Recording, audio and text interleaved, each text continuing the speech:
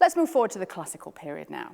The classical period ran from 1750 to 1830, and you can see the orchestra is getting bigger and bigger.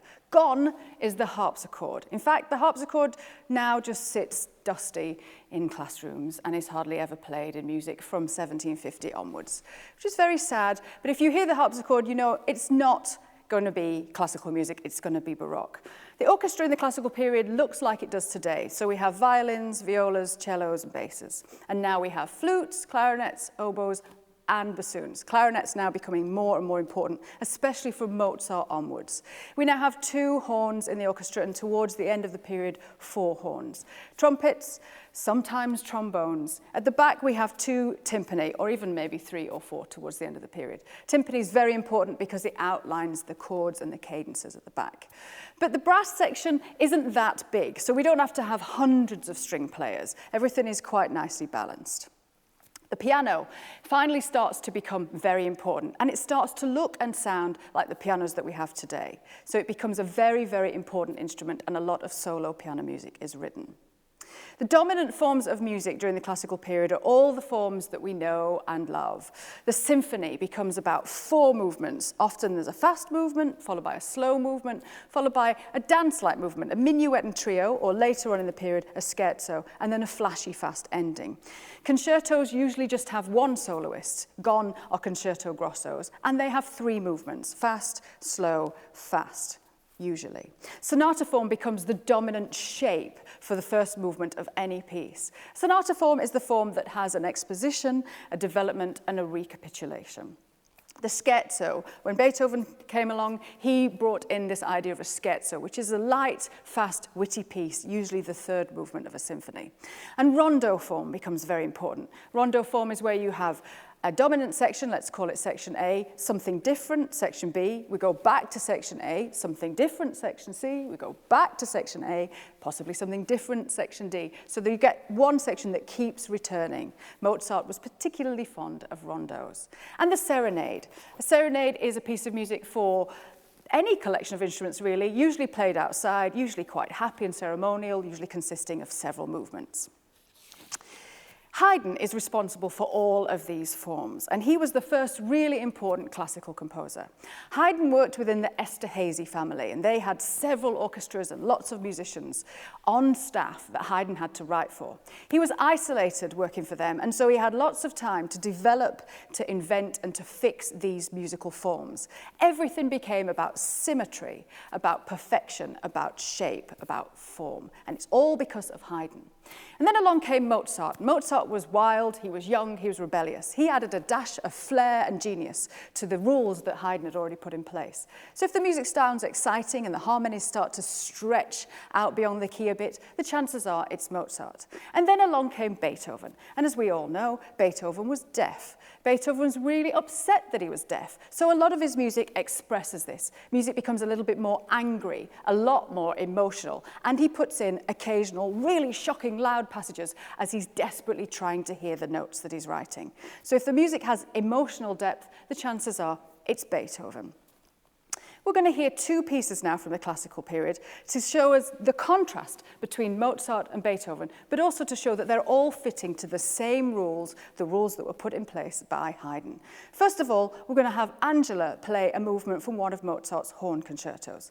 This was written in 1783. Listen in particular to how symmetrical everything is.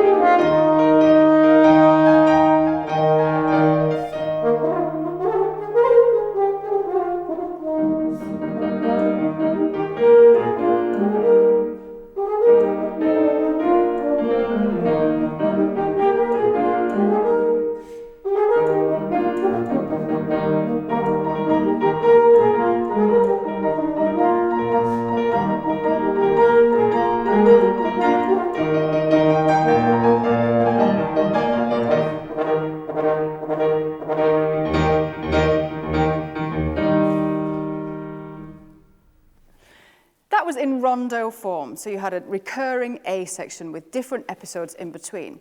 And you will have heard that it was very, very balanced. So you might have an 8-bar phrase answered by another 8-bar phrase. The harmony was very much within a key and the cadences were expected. But there was a bit of interest in there. Did you hear those sort of strange clashing moments played by the piano, which originally would be played by the woodwind section? That's Mozart slightly bending the rules. And it was homophonic, but there was more interest than that. There was counter melody and a little bit more imitation between the sub-parts. You'd have heard that better if you'd have heard the full orchestra playing it.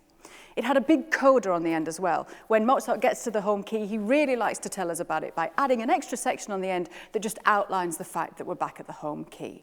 15 years after that, in 1798, Beethoven was writing his piano sonatas. Now, the piano looks very similar to that in the classical period. It's not quite as loud yet or quite as big, but it's a very popular instrument. Every wealthy family would have one. Every woman would learn how to play it, and she would while her evenings away playing the piano in the corner of the room. Everybody could play these pieces by Mozart and Haydn. They were churned out, they were easy, they were pleasant, they were lovely. But along came Beethoven. Suddenly, piano sonatas became arresting, dramatic, emotional. They became difficult to play. They were intended to be listened to. This one was written in 1798. And you'll hear it takes Beethoven a while to get to his first subject. And it takes him on an amazing emotional and harmonic journey to get to the right key. Here's just the very beginning of his Pathétique Sonata.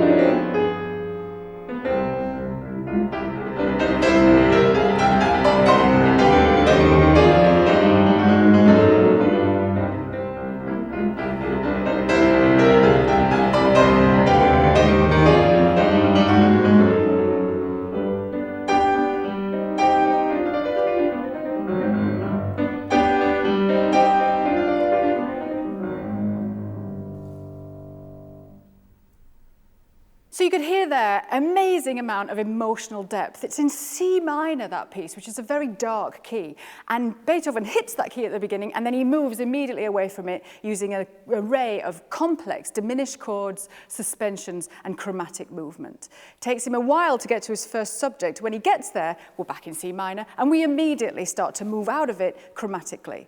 But he hits the right key at the right point when he gets to the second subject, which is in the dominant key. So he's following the rules, but he's really bending them all out of shape because he wants to express emotion. Be careful with Beethoven, because towards the end of his life, he'd really crossed over into the Romantic period, which we're going to talk about next. The Romantic period ran from 1830, well, the end of Beethoven's life, 1827, to 1910, roughly. And it's all about emotion. Suddenly, the composer is the most important thing. He's no longer a servant, he's a superstar. And whatever he wants to express in music, he's going to express it, even if it takes over an hour and over 100 players to get his message across. The orchestra finally looks the way it does today. There's a picture of the mighty, massive London Symphony Orchestra. We now have a huge amount of strings because they have to balance what's coming from behind them. We have double woodwind, but also the cousins of the woodwind, the piccolo, the cor anglais, the bass clarinet, the contrabassoon. We, as standard now, have 4 horns. Towards the end of the Romantic period, sometimes we may have 6 or even 8 horns, when you're talking about somebody like Mahler. There's 3 trumpets regularly, 3 trombones. We now have the tuba. 1 or 2 harps. A piano is often placed in the middle of the orchestra, and a huge array of percussion at the back. So everything is just bigger, louder, stronger. The forms of music that we talked about in the classical period are still going, but they are getting bigger and bigger and bigger. So symphonies now might take up to an hour to perform. A Mozart symphony would take about 20 minutes to perform the whole piece. But by the time you get to Beethoven's last symphony, the first movement takes 20 minutes to perform. And by the end of the Romantic period, Mahler's first movements take 45 minutes. Everything's just getting bigger and bigger and bigger. Concertos are incredibly important, and the dominant concertos during the Romantic period are piano concertos and violin concertos. That's because the composer liked to get up on stage and play along. So a lot of piano concertos were written so the composer could perform them on stage with the orchestra.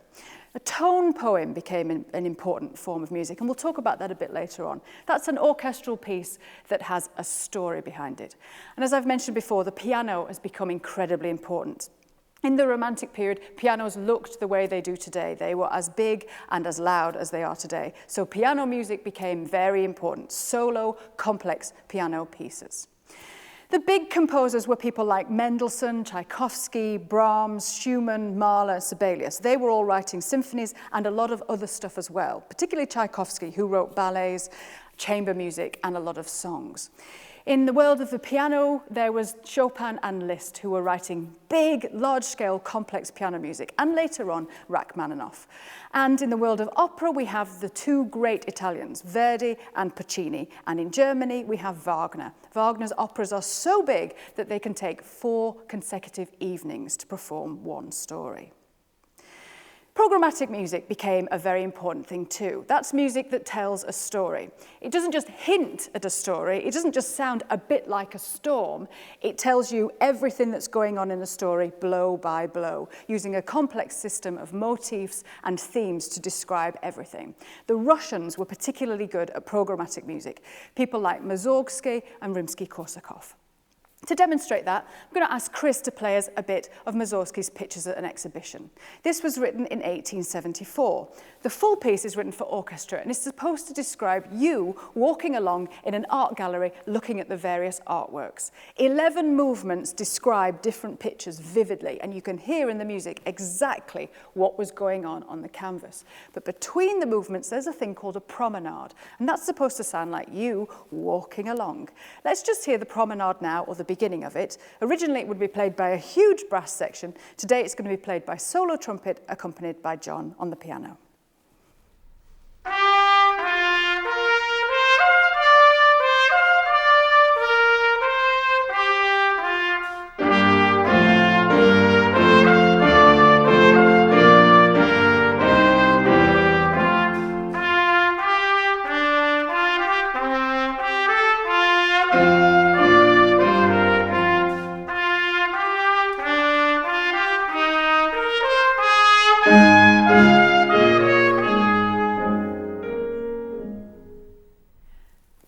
Unusual because it's meant to describe somebody walking along. So you'd think it would be in 2/4 or 4/4 so the footsteps could go in time. But if you were listening carefully, you'll have heard that the first phrase lasted for 5 beats and the second phrase lasted for 6 beats. And in fact, the meter changes almost every bar.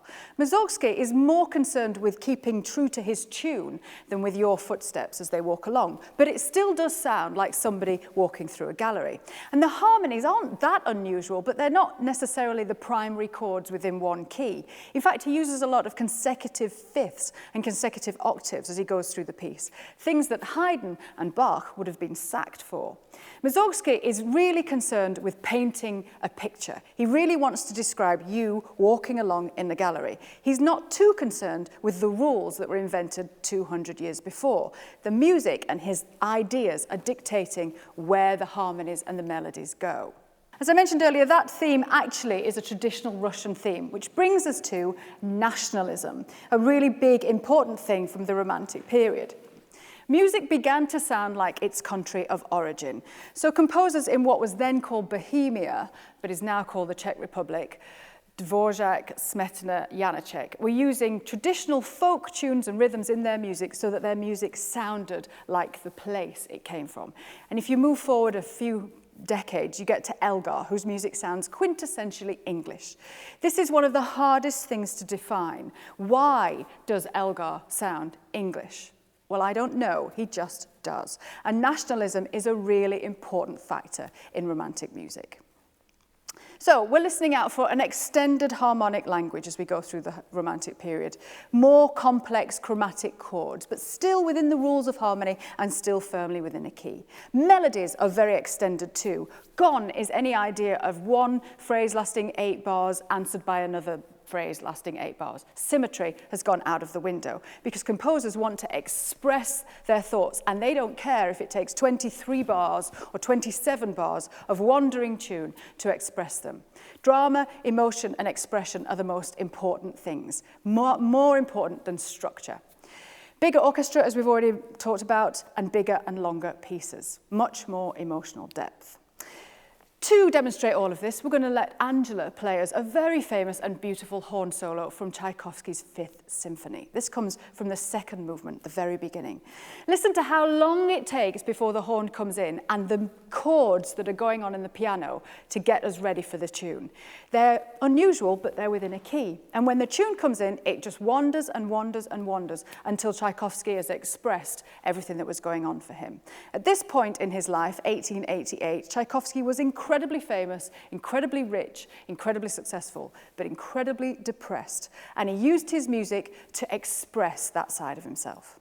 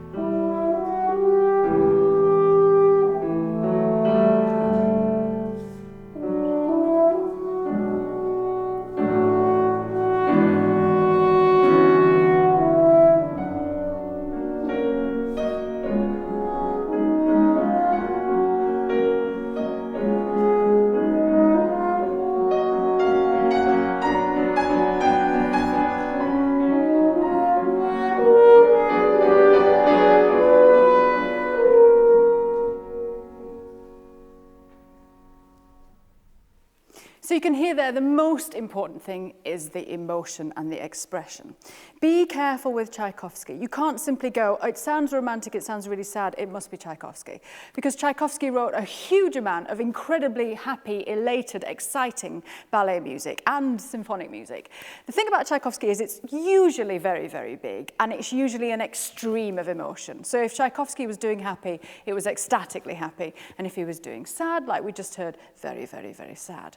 But the most important thing in the Romantic period, and Tchaikovsky really summed it up, was expression, drama, emotion. So with all of this going on, and with all these harmonies getting more and more chromatic and melodies getting longer, it was inevitable that something was going to burst, that the rules of harmony were going to snap. And that's exactly what they did as the 20th century came along.